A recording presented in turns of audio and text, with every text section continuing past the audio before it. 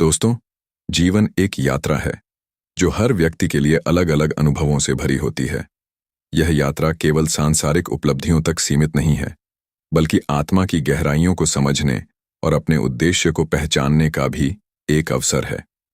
हमारी कहानी का नायक अंशुमन भी ऐसी ही एक यात्रा पर निकला था। दोस्तों, कहानी की शुरुआत होती है एक छोटे से गांव सौराग्राम से, जहां एक युवक अंशुमन अपने परिवार के साथ रहता था। वह साधारण जीवन जीने वाला व्यक्ति था, लेकिन उसके हृदय में असाधारण गुण थे। अंशुमन न केवल मेहनती था, बल्कि ईमानदारी और करुणा से भरा हुआ था। गांव के लोग उसकी प्रशंसा करते नहीं थकते थे। अंशुमन का जीवन बहुत सरल था। सुबह सूरज की पहली किरण के साथ उठकर वह अपने पिता के साथ खेतों में काम करता। माँ के हाथों से बनी रोटियों की खुशबू उसके हर दिन को खास बना देती। लेकिन अंशुमन का जीवन सिर्फ खेतों और परिवार तक सीमित नहीं था। वह हमेशा दूसरों की मदद करने के लिए तैयार रहता। एक दिन गांव में एक अजनबी आया। वह एक बूढ़ा फकीर था, जिसने झोले में कुछ किताबें और एक साधारण सी लाठी पकड़ी हुई थी। वह गांव के चौपाल में बैठकर लोगों को जीवन की कहानियां सुनाता। अंशुमन को उसकी बातें बहुत रोचक लगीं। फकीर ने कहा, हर इंसान की आत्मा में कुछ खास है। यदि वह अपने सच्चे गुणों को पहचान ले तो वह दुनिया को बदल सकता है। अंशुमन ने पहली बार सुना कि उसका जीवन सिर्फ खेती तक सीमित नहीं है। उसकी आत्मा में कुछ ऐसा था जो उसे दूसरों से अलग बनाता था। एक दिन गांव में अचानक बाढ़ आ गई। खेतों की फसलें डूबने लगीं और लोगों के घर तबाह हो गए। अंशुमन ने देखा कि गांव के लोग हताश होकर अपनी संपत्ति बचाने की कोशिश कर रहे थे, लेकिन वह जानता था कि इस मुश्किल समय में उन्हें एकजुट होना होगा। अंशुमन ने गांव के मुखिया के पास जाकर कहा, हमें सबको मिलकर काम करना होगा। अकेले हम अपने घर और फसलों को नहीं बचा पाएंगे। गांव वाले उसकी बात सुनने को तैयार नहीं थे। हर कोई अपने अपने घर और संपत्ति को बचाने में व्यस्त था। लेकिन अंशुमन ने हार नहीं मानी। उसने कुछ युवाओं को इकट्ठा किया और बाढ़ के पानी को रोकने के लिए बांध बनाने की योजना बनाई। उसकी मेहनत रंग लाई। धीरे धीरे गांव के लोग भी उसके साथ आ गए। उनके सामूहिक प्रयासों से बाढ़ का पानी कम हो गया। यह घटना अंशुमन के जीवन का पहला बड़ा मोड़ था। उसने समझा कि जब इंसान दूसरों के साथ मिलकर काम करता है तो कोई भी समस्या बड़ी नहीं होती। बाढ़ के बाद गांव में शांति लौट आई, लेकिन अंशुमन के मन में कुछ सवाल उठे। उसने फकीर से पूछा, आपने कहा था कि हर आत्मा में कुछ खास होता है। मेरी आत्मा का उद्देश्य क्या है? फकीर मुस्कुराया और बोला, यह सवाल तुमसे कोई दूसरा नहीं, बल्कि तुम्हारा अनुभव ही जवाब देगा। जब तुम दूसरों की भलाई के लिए काम करोगे तो तुम्हारी आत्मा का उद्देश्य स्पष्ट हो जाएगा। इस बात ने अंशुमन को गहराई से सोचने पर मजबूर कर दिया। वह खुद को एक साधारण किसान मानता था, लेकिन अब वह अपनी आत्मा की गहराई को समझना चाहता था। कुछ समय बाद अंशुमन को पता चला कि पास के शहर में लोग गरीबी और भूख से जूझ रहे हैं। उसने अपने माता पिता से बात की और कहा कि वह गांव छोड़कर शहर जाना चाहता है, ताकि वह लोगों की मदद कर सके। शुरुआत में उसके माता पिता ने विरोध किया, लेकिन अंशुमन के दृढ़ संकल्प को देखकर वे मान गए। उसने अपने छोटे से सामान को बांधा और सौराग्राम को अलविदा कहकर एक नई यात्रा पर निकल पड़ा। अंशुमन ने कभी अपने गांव से बाहर की दुनिया नहीं देखी थी। जब वह शहर पहुंचा तो वहां का माहौल उसके लिए बिल्कुल अलग था। बड़ी इमारतें, तेज गाड़ियां और लोगों की भीड़ ने उसे थोड़ी देर के लिए चकित कर दिया। यह वह सादगी नहीं थी जो उसने अपने गांव में देखी थी। शहर में घूमते हुए अंशुमन ने देखा कि फुटपाथ पर बहुत से लोग भूखे प्यासे बैठे हैं। कुछ बच्चे फटे कपड़ों में कूड़े के ढेर में खाना खोज रहे थे। उसे देखकर उसका हृदय व्याकुल हो उठा। उसने सोचा, मैं यहां इनकी मदद के लिए आया हूं, मुझे कुछ करना होगा। अंशुमन ने सबसे पहले काम की तलाश शुरू की, ताकि वह उन लोगों की मदद कर सके। कुछ ही दिनों में उसे एक अनाज गोदाम में मजदूरी का काम मिल गया। काम भले ही छोटा था, लेकिन उसकी नीयत बड़ी थी। उसने अपनी पहली कमाई से कुछ रोटियां और सब्जियां खरीदीं और भूखे बच्चों में बांट दीं। कुछ समय बाद अंशुमन ने महसूस किया कि केवल रोटियां बांटने से समस्या का समाधान नहीं होगा। उसे इन लोगों की जिंदगी बदलने के लिए कुछ बड़ा करना होगा, लेकिन इसके लिए उसे खुद को और अपने संसाधनों को बढ़ाना होगा।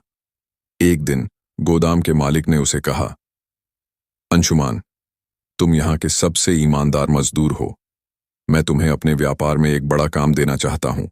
यह सुनकर अंशुमन को लगा कि शायद भगवान ने उसके प्रयासों को देख लिया है। गोदाम का मालिक उसे गांवों से अनाज खरीदने और शहर में लाने की जिम्मेदारी देना चाहता था। इससे न केवल अंशुमन की आमदनी बढ़ी, बल्कि उसे यह भी समझ आया कि व्यापार और प्रबंधन कैसे किया जाता है। कुछ सालों में अंशुमन ने कड़ी मेहनत और ईमानदारी से इतना पैसा कमा लिया कि उसने शहर के फुटपाथ पर रहने वाले बच्चों के लिए एक छोटा आश्रय घर खोल दिया। उसने इन बच्चों को खाना, कपड़े और शिक्षा देना शुरू किया। शहर के लोग अब अंशुमन की प्रशंसा करने लगे। वे उसे एक साधारण मजदूर से एक प्रेरणादायक व्यक्ति बनते हुए देख रहे थे। लेकिन अंशुमन की यात्रा यहीं खत्म नहीं हुई। एक दिन उसके आश्रय में एक बूढ़ा व्यक्ति आया। वह बीमार और कमजोर था। अंशुमन ने उसका इलाज करवाया और उससे पूछा, बाबा, आप यहां कैसे पहुंचे? बूढ़े व्यक्ति ने रोते हुए कहा, मेरा बेटा मुझे घर से निकाल चुका है। मैं अब जीने की आशा खो चुका हूं। यह सुनकर अंशुमन को समझ में आया कि केवल गरीबी ही नहीं, बल्कि समाज में बढ़ता स्वार्थ और रिश्तों की टूटन भी एक बड़ी समस्या है। उसने ठान लिया कि वह लोगों के भीतर प्रेम और करुणा का बीज बोएगा। अब अंशुमन के पास पैसा, नाम और लोगों का समर्थन था, लेकिन उसके भीतर एक सवाल बार बार उठता था, क्या मैं अपनी आत्मा के उद्देश्य को समझ पाया हूं? फकीर की बातें उसे बार बार याद आतीं। वह जानता था कि उसकी यात्रा अब भी अधूरी है। एक दिन उसने सब कुछ छोड़कर कुछ समय के लिए हिमालय जाने का फैसला किया। वहां के साधु संतों से उसने ध्यान और आत्मज्ञान की विधियां सीखीं। उसने सीखा कि सच्ची खुशी और शांति तभी मिलती है जब इंसान अपने अहम को त्याग कर पूरी दुनिया को अपने परिवार की तरह देखे।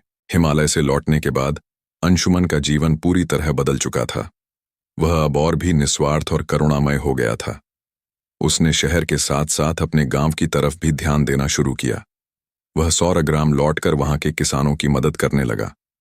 उसने उन्हें सिखाया कि कैसे आधुनिक तरीकों से खेती की जा सकती है। गांव में शिक्षा का प्रचार किया और बच्चों के लिए स्कूल खोला। गांव वाले उसे अब केवल अंशुमन नहीं, बल्कि प्रेरणा पुरुष कहने लगे।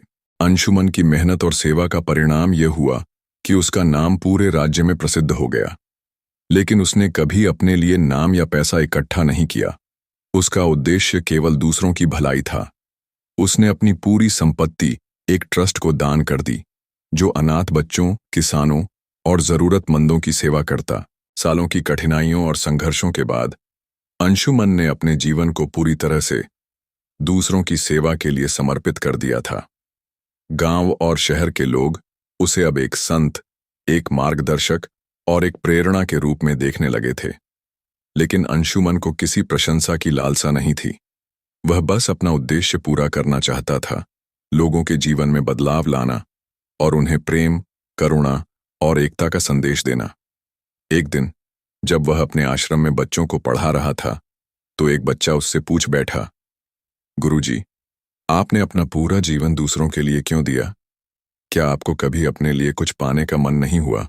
अंशुमन मुस्कुराए और बोले, बेटा, सच्चा सुख खुद के लिए कुछ पाने में नहीं, बल्कि दूसरों को देने में है। जब तुम किसी भूखे को खाना देते हो, किसी निराश को सहारा देते हो या किसी अज्ञानी को ज्ञान देते हो, तो तुम केवल उनका जीवन नहीं बदलते, बल्कि अपनी आत्मा को भी रोशन करते हो। यही जीवन का सबसे बड़ा उद्देश्य है। उस दिन अंशुमन की आंखों में एक अजीब सी चमक थी, मानो उन्होंने अपने जीवन की आखिरी सीख बच्चों को दे दी हो। उसी रात वह ध्यान करते हुए शांत भाव से अनंत में लीन हो गए। उनकी मृत्यु के बाद उनका नाम केवल सौरग्राम या शहर तक सीमित नहीं रहा।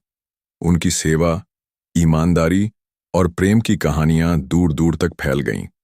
उनके आश्रम को प्रेरणा धाम नाम दिया गया, जहां आज भी लोग जरूरतमंदों की मदद करने और आत्मा के उद्देश्य को समझने के लिए आते हैं।